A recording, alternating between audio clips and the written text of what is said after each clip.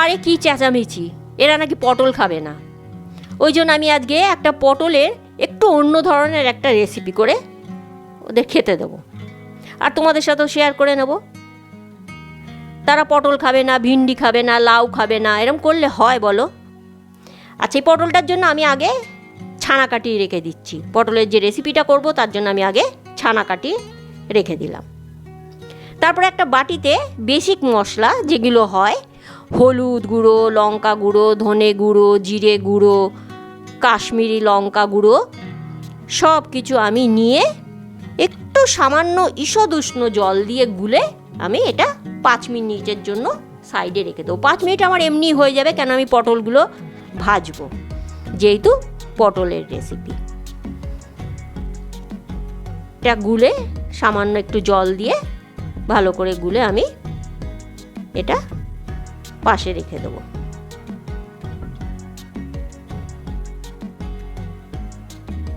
কি জ্বালা না, ঘরের সবাই এটা খাবো না ওটা খাবো না বললে। এবার আমি একটা কড়াই বসিয়ে দিলাম। কড়াইটা দেখছোই গরম হয়ে গেছে, তেল দিতেই তেলটাও গরম হয়ে গেল।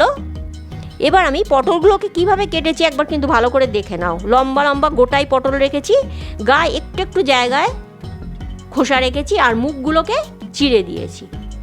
এইভাবে আমি পটলগুলোকে সব ভেজে নেব।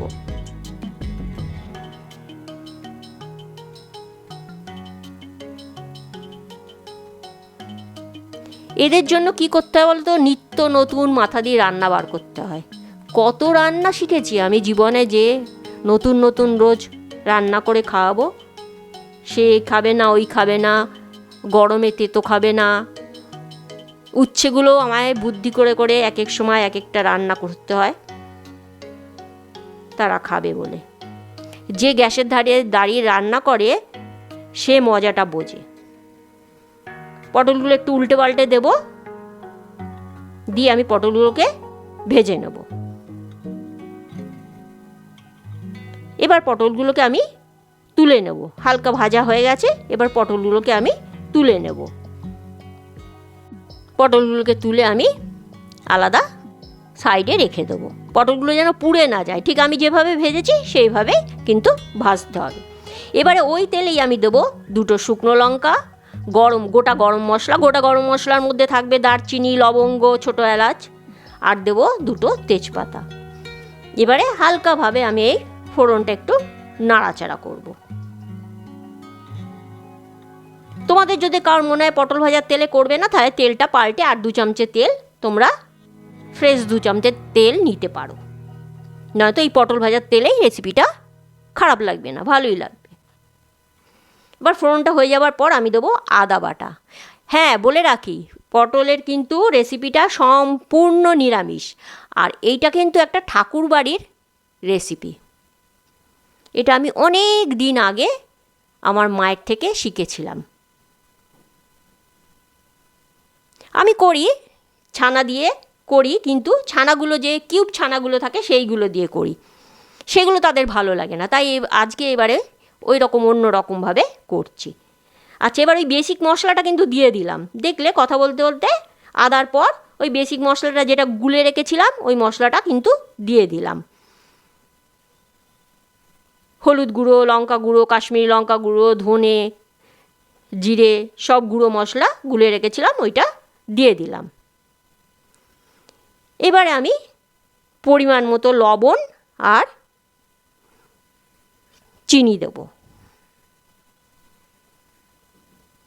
যখন রান্নাটা তৈরি হয়ে গেছিল তখন চেটে খাচ্ছে, আবার বলছে আমার জন্য 2 পিস তুলে রেখো পটল। আরে তোমার জন্য 2 পিস কী করে তুলে রাখবো? আমি গোনাগুনতি করেছি, যদি না খেতে তোমরা, আমি বলেছি আরেক দিন তৈরি করে দেবো। ভালো যখন খেলে তাহলে আরেক দিন আমি তৈরি করে দেবো। এই রেসিপিটা কিন্তু পোলাও, ফ্রাইড রাইস সবের সাথে খুব ভালো যায়। দেখলে তো দিয়ে দিলাম লবণ আর চিনি।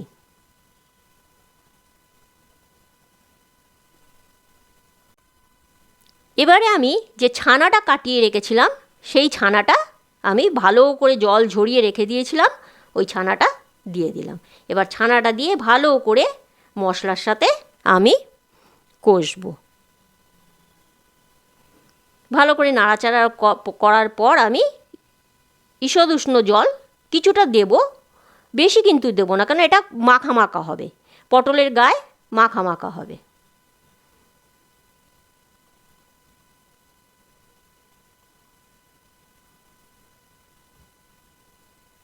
ভালোই হচ্ছে রেসিপিটা, একবার বাড়িতে ট্রাই করো।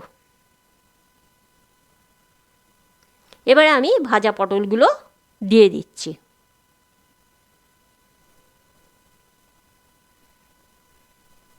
রান্না করতে ভালোই লাগে, কিন্তু গরমকালে রান্না করতে তো একটু কষ্ট সবারই হয়, কিন্তু যারা রান্না ভালোবাসে, যারা রান্না করতে ভালোবাসে তাদের জন্য শীতকাল গরমকাল বলে কোনো কিন্তু ব্যাপার নেই।